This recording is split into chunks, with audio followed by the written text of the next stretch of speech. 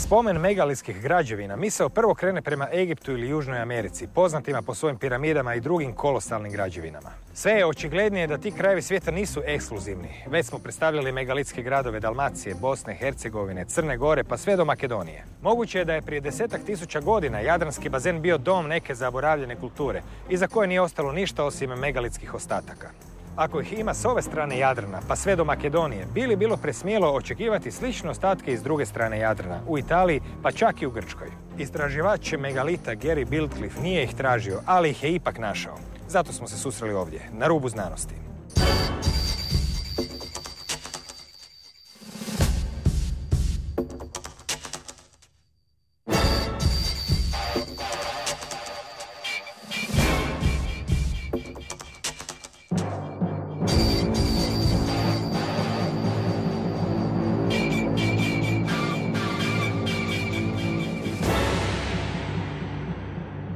Sve vas pozdravljam. Gary Biltcliffe, autor je knjige Spirit of Portland, inače cijeli život je posvetio istraživanju megalita u Meksiku, Peru, Sjevernoj Americi, Egiptu, Europi, Australiji. Također knjiga Spirit of Portland upravo se i bavi megalitima, odnosno tragovima Feničana na tom britanskom poluotoku. Kada se prije 5 godina našao u Italiji na turističkom putovanju, konačno je otkrio tragove megalita i tamo gdje se sve prepisivalo Rimljanima ili možda Etrušćanima. I tako smo se večeras našli ovdje da vidimo kakvi se sve megalitski tragovi kriju s druge strane Jadranskog mora, u ovom istom Jadranskom bazenu u kojem smo već prije proučavali megalite diljem Dalmacije, diljem zaleđa Dalmacije i slično. Dobar dan, dobro večer. Gdje na svijetu ima najviše megalitskih mjesta i kakve su predodžbe u svijesti ljudi koje su to nekako, možemo reći, megalitske zemlje? One of the greatest areas of the world that has a large concentration of megaliths is in Peru, Bolivia, in England. There's lots of megaliths across Europe, around the coasts, as far as North Africa. But the megalithic cities really fascinated me more than the average megaliths because they are truly megalith in their size and the way that they are built, the way the stones are put together and the sheer size of them. Postoji predodžba da su nekakva posebna megalitska mjesta, neka od ovih koje ste spomenuli, Egipat, Peru i slično. Međutim, istraživači poput vas i neki drugi pokazali su da megalitskih tragova i gradova ima praktički svugdje. Gdje ste sve otkrivali megalitske gradove i tragove, a da to ne bismo očekivali?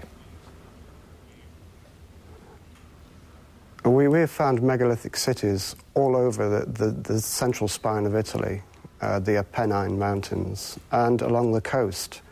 And very few people visit them. They're off the tourist trail.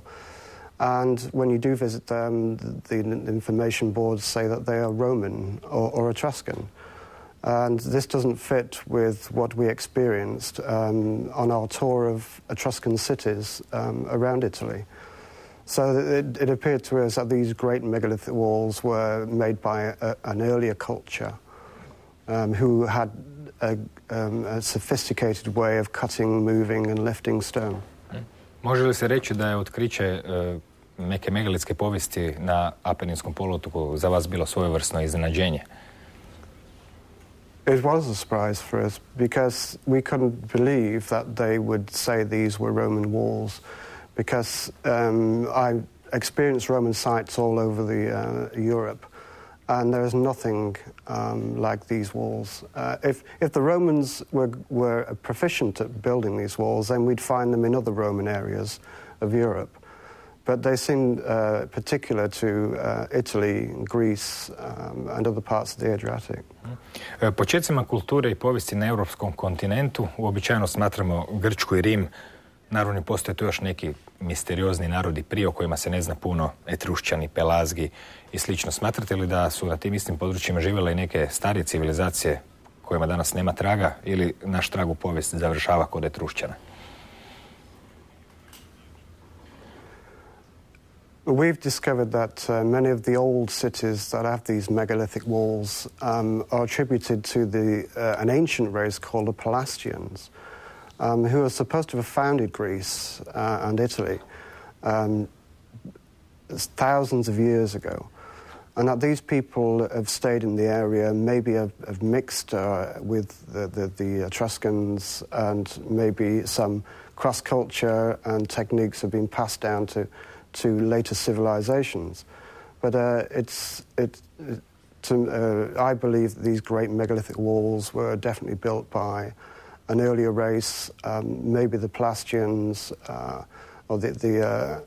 or another culture that we're not sure of the name, but they were sea peoples, according to the traditions of the areas around these megalithic walls. So they could be Phoenician, but then Phoenician is just another word for red-haired people.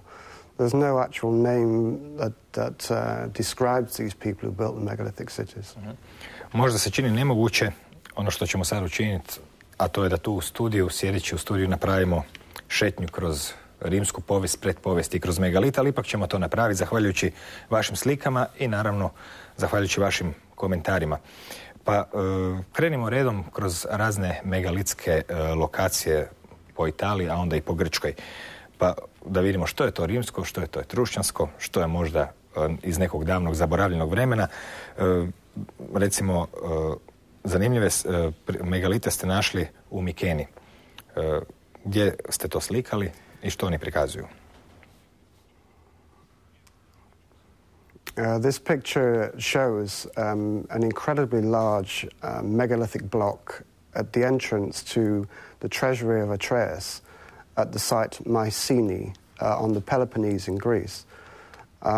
Again, they say that these structures were around 1500 BC, which is, of course, before Roman, but nevertheless, the sheer size of these blocks, weighing some over 50 tons, which today our engineers would struggle to lift with the latest cranes.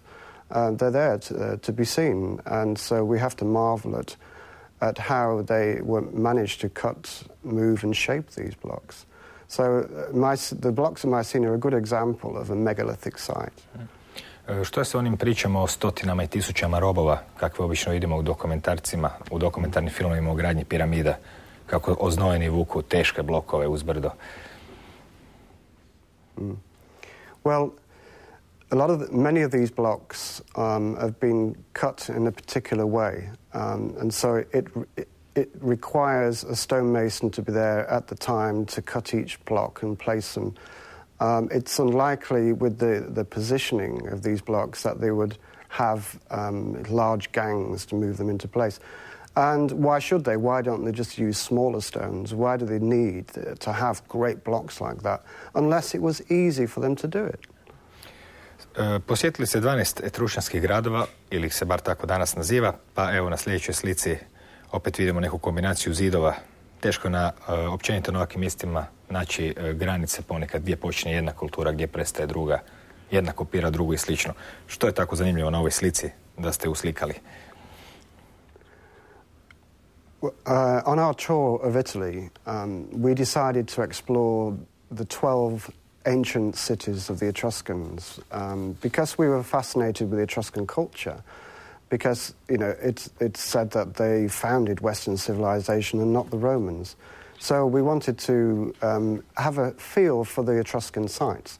So we visited all the well-known sites like Veii, Tarquinia and Vulci. And we noticed that the Etruscan masonry is pretty typical of squared blocks with curved stones near the bottom, like a cornice. And there's a distinct style of masonry to the Etruscans. So it was a mystery to us why some of the so-called Etruscan sites were very different. I evo nas časkom i u Toskani, gdje se nalaze kiklopski zidovi, kakve možemo i vidjeti. Kojem rukopisu pripadaju ti zidovi? When we arrived in Roselle, which is one of the minor cities of the Etruscans, we was expecting to see typical Etruscan masonry. But instead we found these great cyclopean walls made of large boulders that have been roughly shaped and then cut at the face to make it aesthetically pleasing. These walls reminded us of the walls at Tiryns in Greece because of their Cyclopean way. And Cyclopean actually means made from the legendary giant Cyclops, because Homer says that this style of masonry in Greece were built by giants, and Cyclops was a mythical giant. So the walls of Roselle were more like those ancient walls of Tiryns, which are supposed to date from 3000 BC. But the walls of Roselle were dated to Roman times. And we could see inside the ruins of Roselle that there were typical Roman remains, but nothing like the outer walls. No slične se slike zidova mogu vidjeti u knjigama koje se bave Južnom Amerikom, pogotovo još onim njenim južnim dijelom gdje zna biti stvarno ogromnih stijena u zidovima. Yes, but mostly in South America the blocks are what they call polygonal, which means they are shaped with different angles and placed together without any gap, with no mortar, in a fashion that is almost what I call impossible masonry, because it's so difficult to get each piece to lock into the next piece. But we found that this technique is earthquake-proof, because when the ground shakes, the polygonal walls can move freely and even tighten up, whereas squared blocks mortared together would shatter. Meni još i danas teško složiti obične pazle dječje. Pa pomislio da netko to isto radio sa blokovima od 15 tona, djeluje zastrašujuće. Evo, sljedeća slika nas vodi u mjesto Koza. U čemu se, to je znači isti rukopis zidova kako smo već vidjeli. Now, at Kosa we found a different type of wall to Roselle. And again, Kosa was supposed to be a Roman fort, fortification near a port. There was hardly any signposts taking us to this site. We had a great difficulty in locating it. And when we did find it, there was no parking area, and there was just a small box, a bit of information that said this is all a Roman site. And then we walked along this lane and saw these walls, and we was blown away, because this was truly polygonal. Each stone is a different size, cut to a different angle. And we recognize this is more like the ruins of South America than the sort of typically Etruscan walls. U sljedećim slikama možemo gledati kako su kulture gazile jedna drugu, ovako figurativno rečeno. To je znači točno ono mjesto gdje je poučno promatrati kako su se smjenjivale kulture i što je zapravo od onih najdoljnjih ostalo. Kakve pouke možemo izvući iz ovih slika?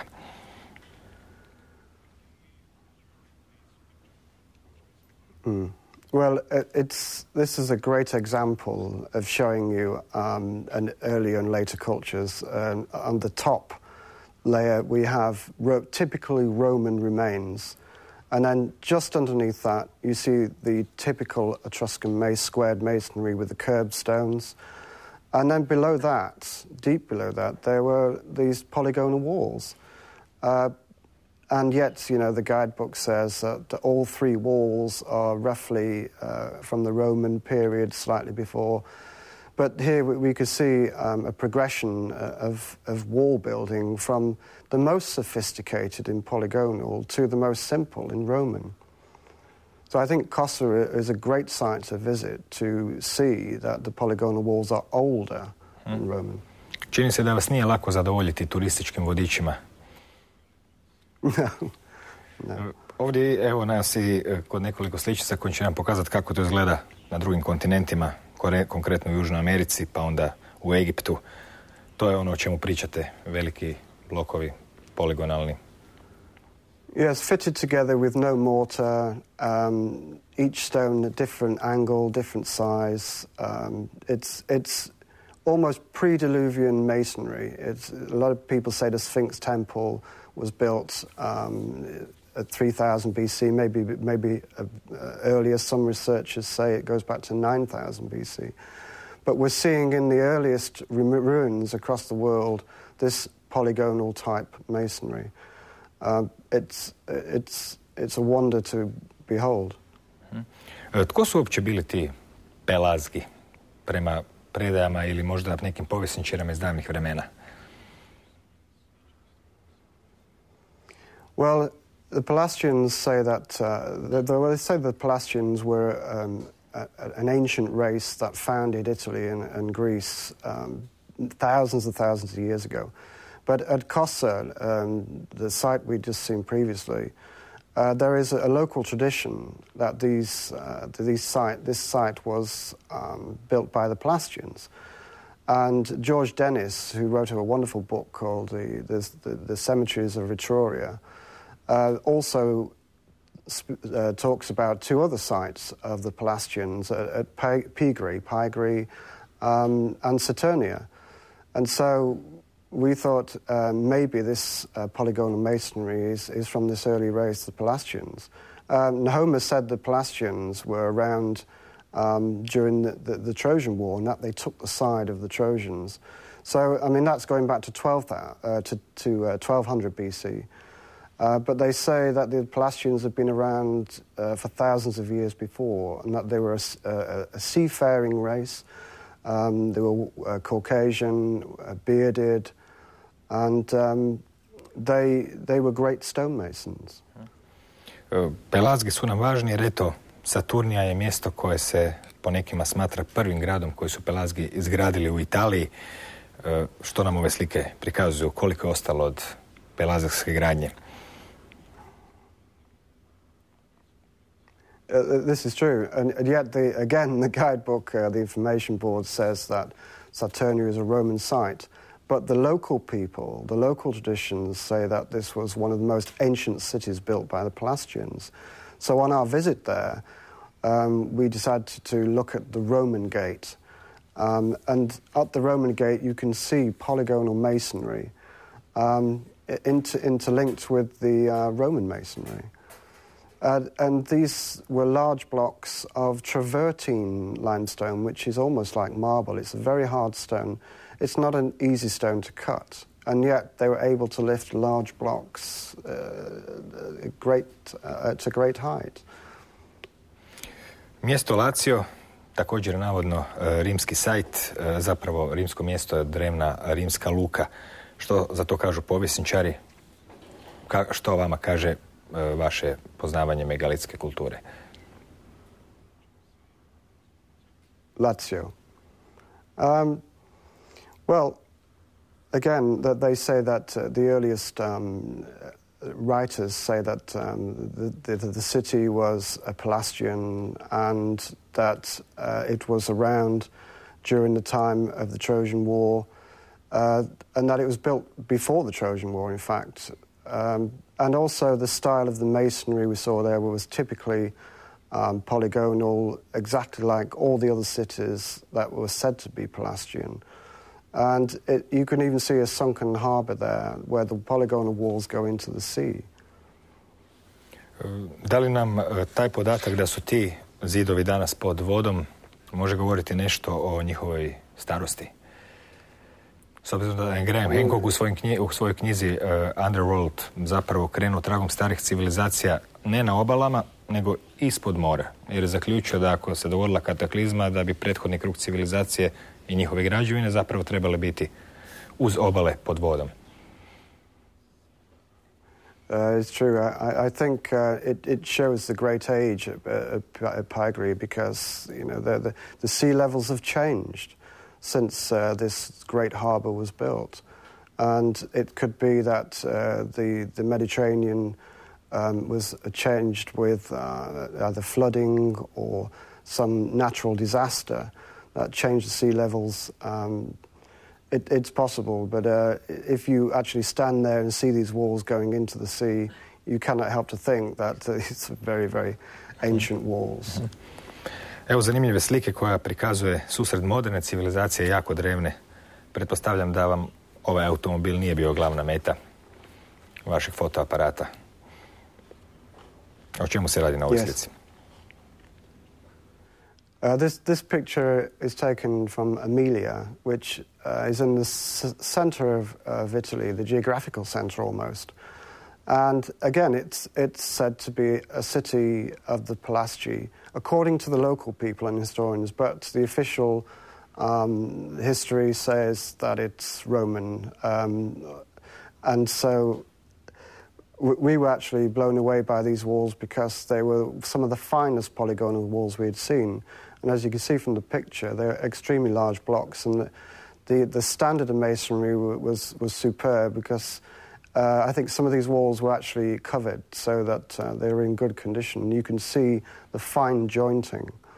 And Emilia is a great example of a polygonal city. Zanimljivo je da su ti zidovi, evo još uvijek ovdje, česti primjer da su ljudi starije građevine razmontiravali, uzimali kamenje i gradili svoje nove kuće. Međutim, iz nekog razloga ove zidove je očito bilo vrlo teško razrušiti, a pogotovo čovjek ne bi znao što da radi sa poligonalnim kamenjem. They've survived the test of time.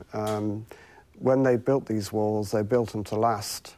And they survived earthquakes, because Emilia is an area of earthquakes, and the walls have stood for probably hundreds of earthquakes, whereas the Roman walls have all fallen down.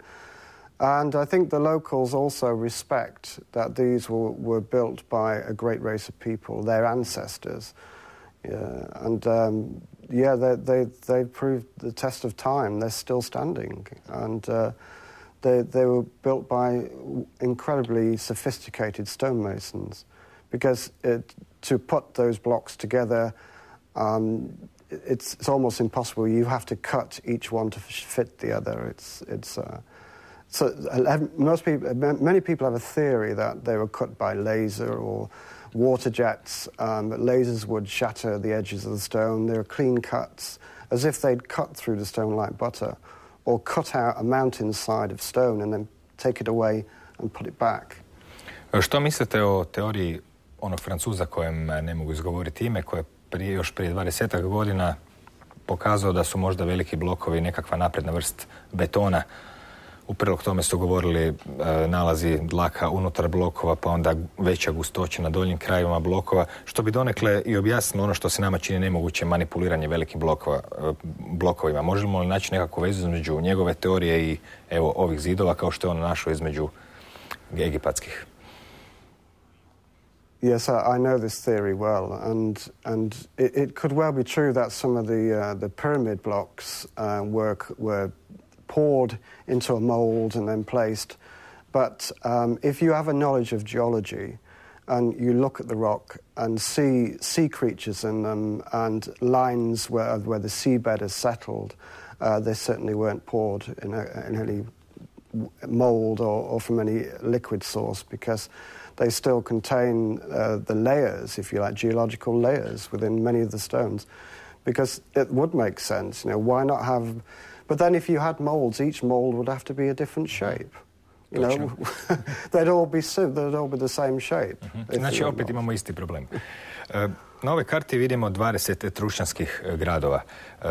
Tko su zapravo bili trušćani prema današnjim saznanjima, možda prema nekim vašim saznanjima? Što je za njih ostalo? U kojoj mjeri su oni bili značajni, možda više za prošlost nego za budućnost Rimskog carstva? Well, the Etruscans were a very influential race. They were very highly religious. They weren't a warring race in any respect, but they were great engineers, great stone builders, great masons. But there is one site in Italy that is Etruscan at Seveteri.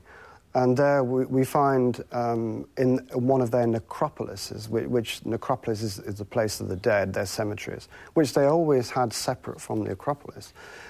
We find that the necropolis of the Etruscans are far larger areas than the Acropolis, so the dead to them was more important than the living. And these tombs are all different at Seveteri. Some are typically Etruscan with the curbstones and the squared blocks.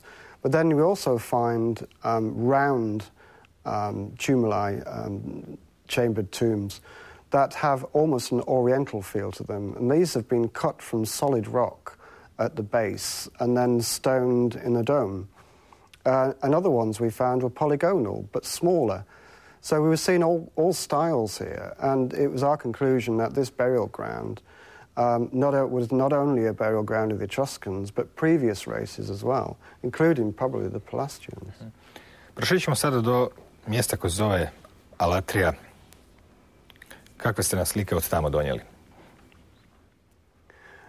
Alatri, again, we'd researched the area for any signs of Pelasgian cities, and south of Rome, we come to hear about Alatri because of the great walls there, said to be Roman again, but as we arrived there, these were magnificent walls that had seemed to have survived the ages, the weathering, and their height was tremendous, over 10 meters high. And some of the blocks in the walls, weighing over 10 tons, were high up in the wall. There was no regularity. Most Greek masonry, they start with the largest stones at the bottom and then get smaller as they go up. But here we had some of the largest stones 5 meters up in the air, as if they were showing off their skills and abilities to cut, move and position these stones. Because remember, they've only probably got one chance of taking the stone up and it fitting into place. Otherwise, they'd have to keep taking it out, chipping a bit more off, take it out again, a bit more, until they get it right. But obviously, they somehow had all these stones cut out before assembling them. But I was very impressed with the Alatri. Slične prizore može se vidjeti u mjestu Norba, također u Italiji. Yes, Norba was one of my favorite sites because here we have a polygonal round tower. Now, not only is it difficult to place these stones together, but the masons who built this city actually carved the stones into a curve. So this really for me was the pinnacle of polygonal walling in Italy.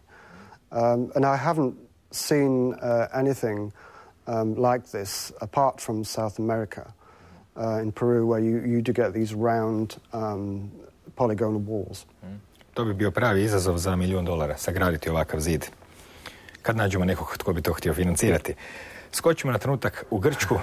Piramide obično poistovjećujemo s Egiptom, svi znaju da ih ima u Južnoj Americi, no po mnogim istraživačima skoro da nema kontinenta gdje ih nema. Satelitske snimke preko Google Eartha pokazuju njihovu rasprostranjenost, čak i u Kini gdje ih ima u stotinama. No evo jedne piramidice možemo nazvati u Grčkoj. Gdje se ona nalazi i je li ona poznata, ima li nje u turističkim vodičima? The pyramid is called Hellenikon. It's on the Peloponnese and it's on the eastern side of the Peloponnese, not too far from Mycenae. And again, it's not in the guidebooks, it's not a tourist attraction, it's not a place people will find in their guidebooks easily. But when you arrive at the place, you can instantly see we have a pyramid. And we managed to access the site, and we found there's an inner chamber, a passage, and a vent shaft, which to me was like, why do you need ventilation for the dead, unless the living were actually using these chambers as well.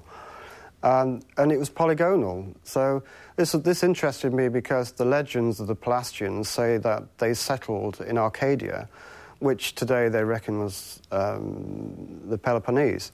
So on the Peloponnese, in the very area of Arcadia, we found one of probably the ultimate expression of polygonal masonry in a pyramid.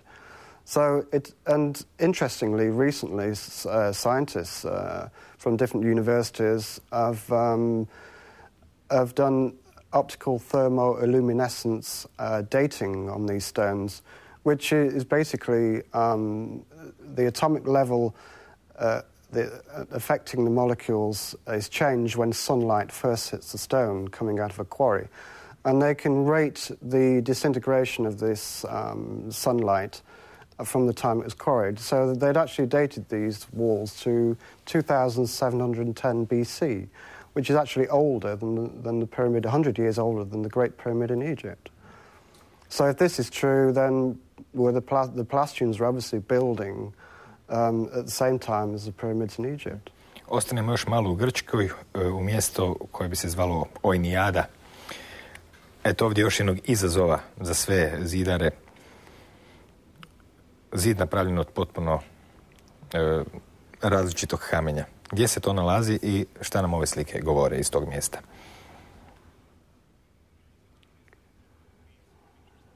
The site you're seeing is Oynidai. It's on the west coast of mainland Greece, the southwest corner, in fact. Again, it's in an area where very few tourists go. There is hardly any signpost to this site.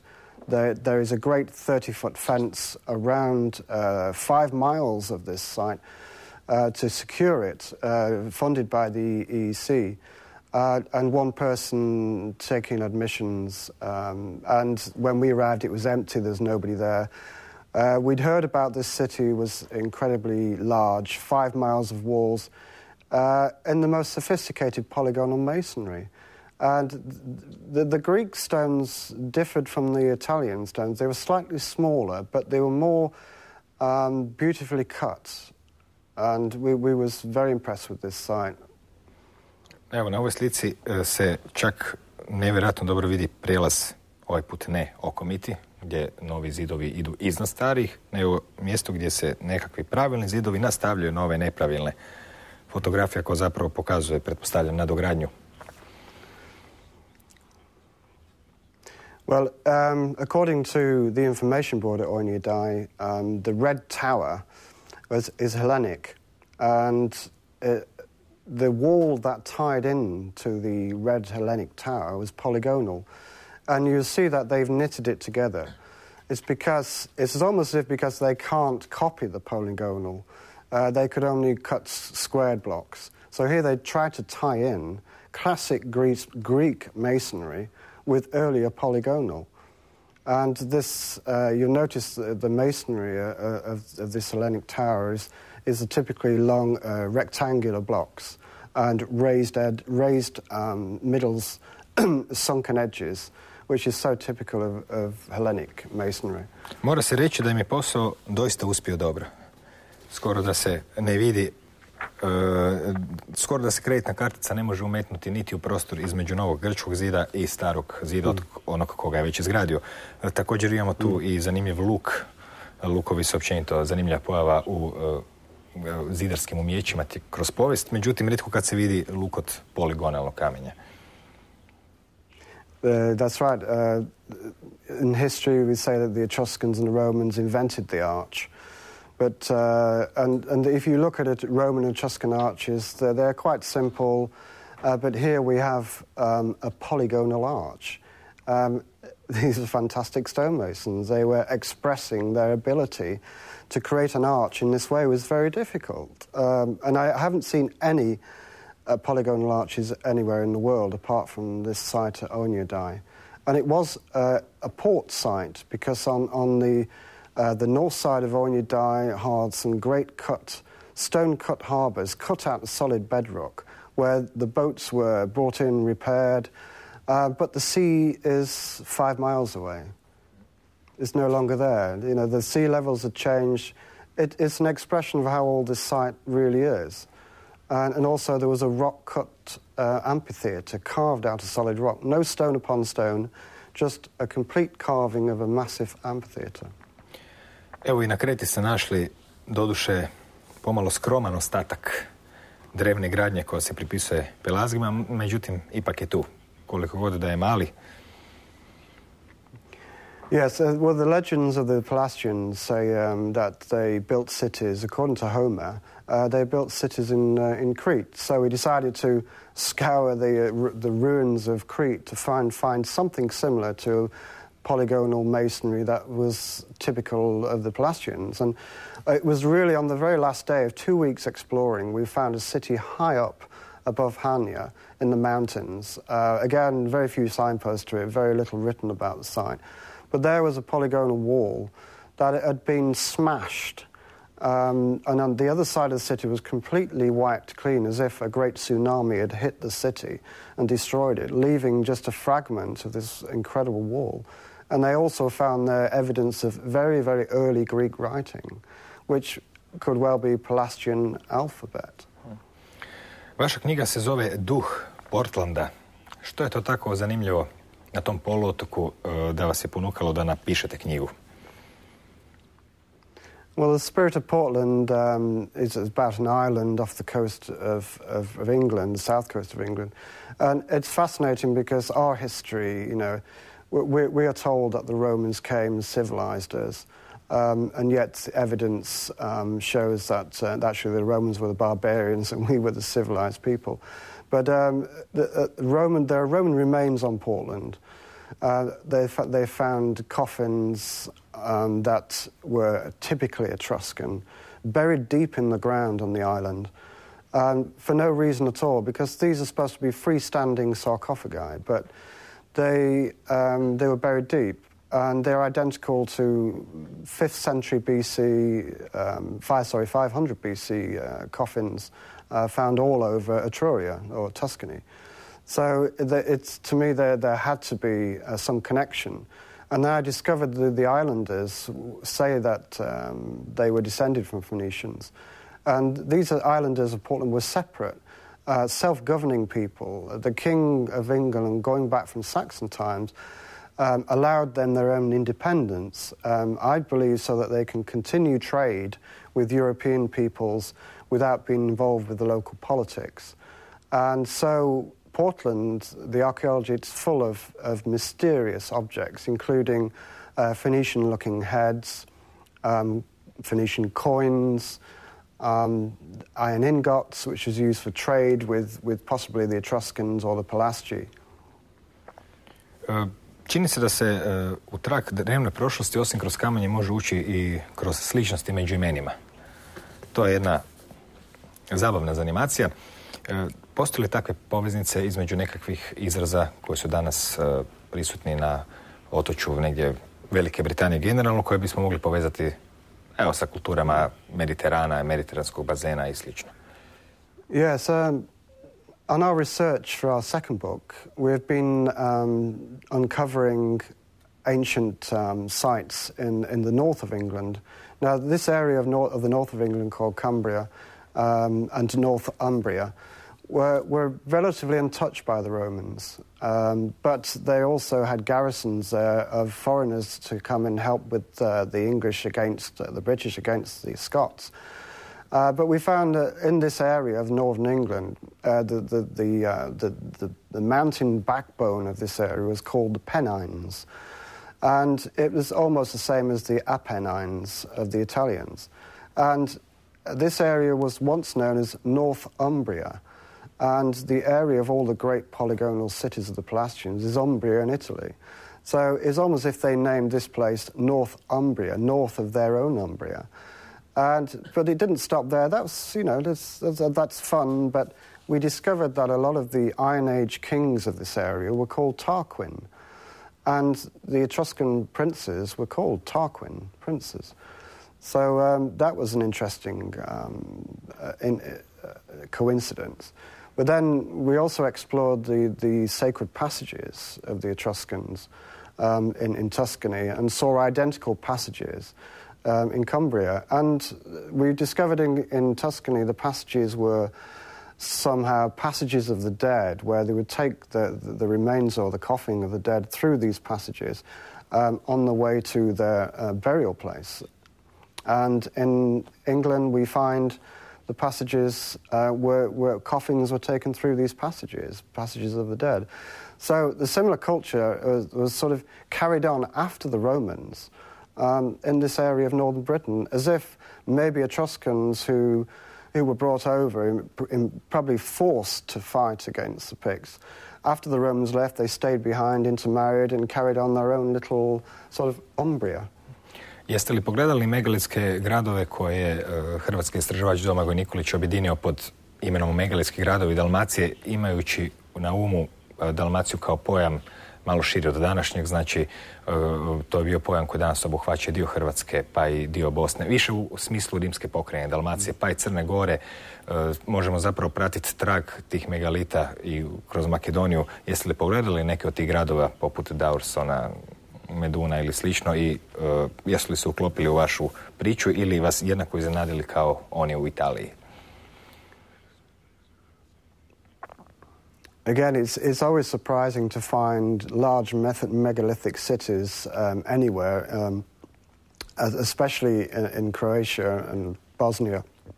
Darsan is a spectacular megalithic city that really should be a tourist attraction, but there's nothing there, hardly an excavation. The walls are identical to some of the early megalithic walls we've seen in other parts of Europe, particularly Greece.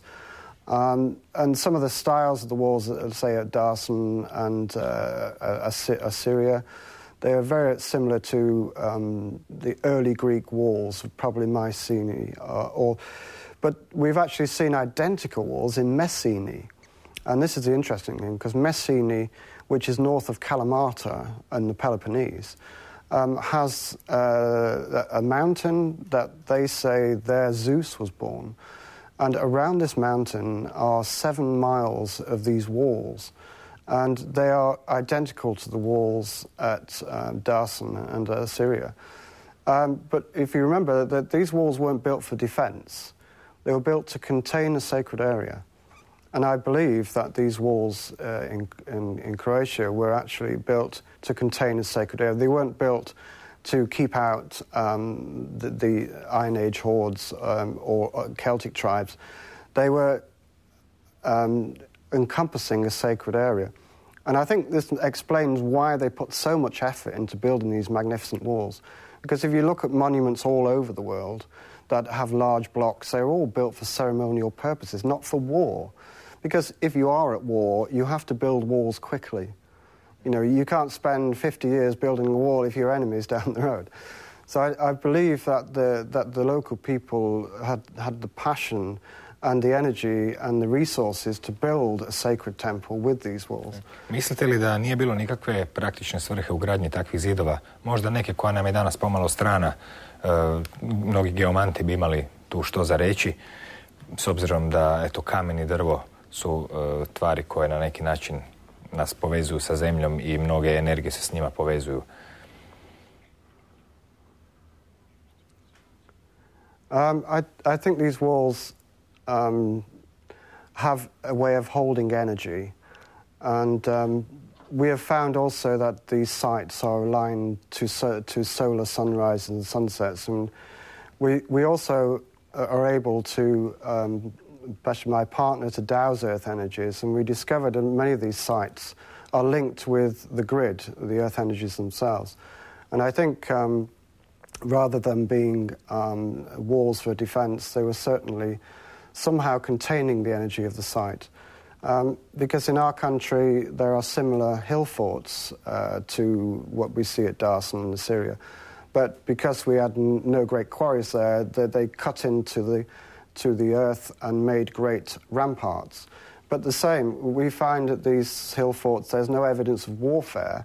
They were ceremonial places, but maybe they were taken over by later cultures for war and used as defense, but their original purpose was to do with their afterlife, their charging of energies, their working with the grid to create fertility in the land, because we find these hill forts around areas where there are great fertile plains, and it's all about food and working with the earth energies and bringing fertility to the land and happiness to them. I think these people built these cities for their own purpose, for own usage, you know, and to help with the land. And that's why a lot of them were orientated to the sun. Možda i za zgrad, za te građevine i nije primjeren u smislu kako ga mi danas doživljavamo. Grad kao mjesto gdje ljudi žive, infrastruktura i slično. Do kakvih zaključaka dolazite evo nakon tolikih desetljeća gledanja ogromnog kamenja izgrađenog najnevjerojatnijim vještinom u Južnoj Americi, Sjevernoj Americi, Europi, Australiji, Egiptu, pa evo sad i u Italiji. Kakav je vaš osjećaj, zbog čega je to kamenje tako važno? Na kraju krajeva, zbog čega se danas o njemu tako malo i zna? Spomenuo bi tu poznatog povjesničara Vejdela, koji je dao poseban značaj Feničanima kakvog zapravo u povijesnim udžbenicima nema. Kakav je vaš osobni osjećaj i značaj tih otkrića?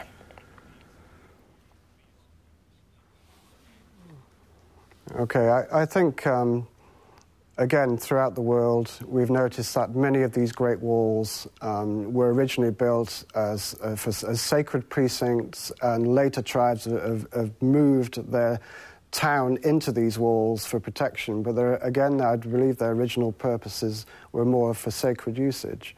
And all over in Peru, we find the great megalithic walls surround a temple in Cusco.